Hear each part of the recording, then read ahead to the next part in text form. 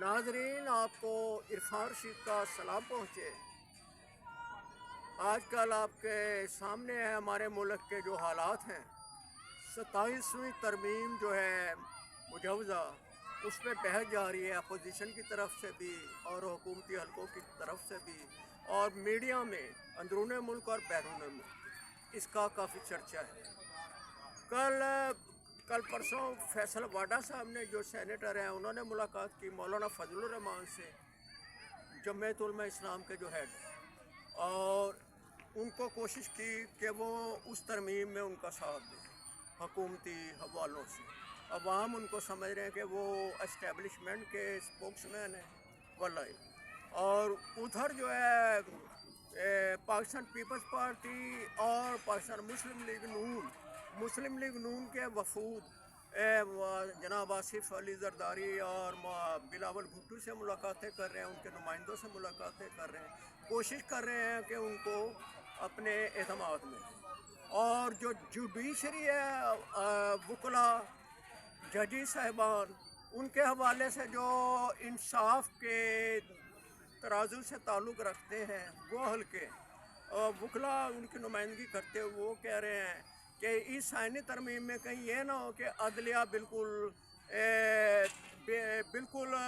اس کے اختیارات سلب کر لیے جائیں، اور پھر وہ جو سپریم کورٹ اور ہائی کورٹ کے مختلف جو حوالوں سے جو افواہیں چل رہی ہیں، ان کے جو دفاتر ہیں وہ کہیں ایسی جگہ منتقل کرنے کی کوشش کر رہے ہیں حکومت والے جہاں سے ان پر مزید اثر انداز ہوا جا سکے۔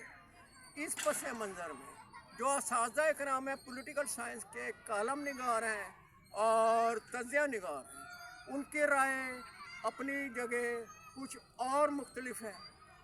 میرے خیال میں یہ جو ہے ایک سیٹ اپ بنانے کی کوشش کی جا رہی ہے۔ مصر میں سابق جو وہاں کا سیاسی پارٹی کا لیڈر تھا، اس کو قید کر کے مصر کی جیل میں مبینہ طور پر جو اس کی موت ہوئی تھی، وہ وہاں کے جنرل فیضی دیگر ان برسر اقتدار گروپ نے افواہیں تھیں کہ انہوں نے اس کو مارا ہے واللہ۔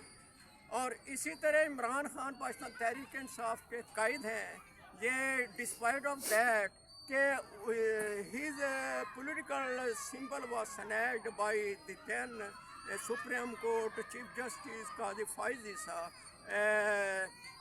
آف بیٹ، کرکٹ بیٹ، وہ ان سے چھین لیا گیا تھا، اور پشاور ہائی کورٹ جو ہے اس کا فیصلہ انہوں نے کالعدم قرار دے دیا تھا۔ وہ بات سمجھ نہ آئی۔ پھر لوگ کہتے ہیں کہ جی الیکشن کمیشن ہے، انہوں نے ہر طرح سے پاکستان پی ٹی آئی، وہ ظاہر بات بھی ہے، پاکستان پی ٹی آئی پہ قدغن لگانے کی کوشش کی اور اس کو ہر طرح سے ختم کرنے کی کوشش کی۔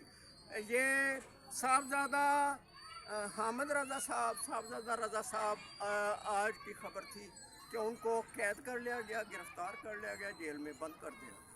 اور یہ جو مختلف افواہیں چل رہی ہیں، پاکستان تحریک انصاف عنقریب حکومت کے خلاف کوئی تحریک چلانا چاہتی ہے، اس تحریک کا ابھی تک دو ٹوک کوئی فیصلہ تو نہیں ہوا، نظر تو نہیں آ رہا ہے۔ اگر کوئی ایسی ممکنہ کاوش ہے تو وہ ڈیموکریٹک حوالوں سے یہ ہے کہ اختیار ہونا چاہیے متعلقہ پارٹی کو پرامن احتجاج کا، لیکن وہ کہتے ہیں جی جب بھی ہم احتجاج کرنے لگتے ہیں دفعہ 144 لگا دی جاتی ہے اور قدغن لگا دی جاتی ہے۔ تو اس حوالے سے وہ یہ رائے رکھتے ہیں تجزیہ نگار، اور میری بھی شاید یہ رائے ہے کہ کوئی یو اے ای، قطر جیسا، سعودی عرب جیسا کوئی ایسا سیٹ اپ نہ امریکہ کی، نیٹو کی، سی آئی اے کی، یہ کچھ غیر مسلم ممالک کے اثر و نفوذ سے کوشش نہ ہو رہی ہو کہ جہاں پہ ایک ایسا سیٹ اپ بنائے جو سلطان یا بادشاہ کی شکل میں ہو، کسی خاندان کی یہاں پہ حکومت مستقل قائم کر دی جائے۔ اگر یہ ہوا کہ پاکستان میں کوئی اسلام کا نام لیوا نہ ہو، جمہوریت کا نام لیوا نہ ہو، تو یہ ایک نیو کالونیلزم، ایکسپانشنزم، امپیریلزم کی شکل ہے جو نہیں ہونی چاہیے۔ تو آنے والے وقت کیا دکھا رہے ہیں، یہ صورتحال کوئی گھمبیر سی نظر آ رہی ہے۔ अल्लाह खैर करे। पाकिस्तान दो कौमी नज़रिए की बुनियाद पर आज़ाद हुआ था। 23 मार्च 1940 को करारदाद पाकिस्तान कायद आज़म की निगरानी में डॉक्टर अल्लामा मोहम्मद इकबाल के पेश करदा एक नक्शे की शक्ल में पेश हुई थी। लेकिन हमारे मुल्क में अभी तक दो कौमी नज़रिए और कलमा तौहीद की बुनियाद पर पाकिस्तान को आज़ाद कराया गया था, उसके खदोखाल अमली तौर पर नज़र नहीं आ रहे। कोई हमारे मुल्क में इस्लाम की जो बात है वो लेते हुए लोग जो हुकूमती हल्के हैं वो बिल्कुल ही इनकार करते हैं, वो नाम ही नहीं लेते इस्लाम का। मसला कश्मीर का नाम नहीं लेते।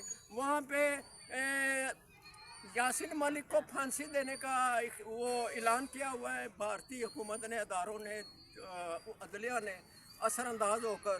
वो उसके बारे में कोई यहाँ पे अपील नहीं की गई। तो पाकिस्तान तहरीक इंसाफ के कायद ने पाकिस्तान में जमहूरियत और ये गरीबों के लिए महंगाई के तदारक के लिए कई काम किए थे और करना चाहता था। रियासत मदीना का नाम ले दिया। रियासत मदीना का नाम लेकर पाकिस्तान के दुश्मन ममालिक को डरा दिया गया और उसको कैद कर दिया गया और मुर्सी की तरह उस पर इतनी सख्तियाँ की जा रही हैं।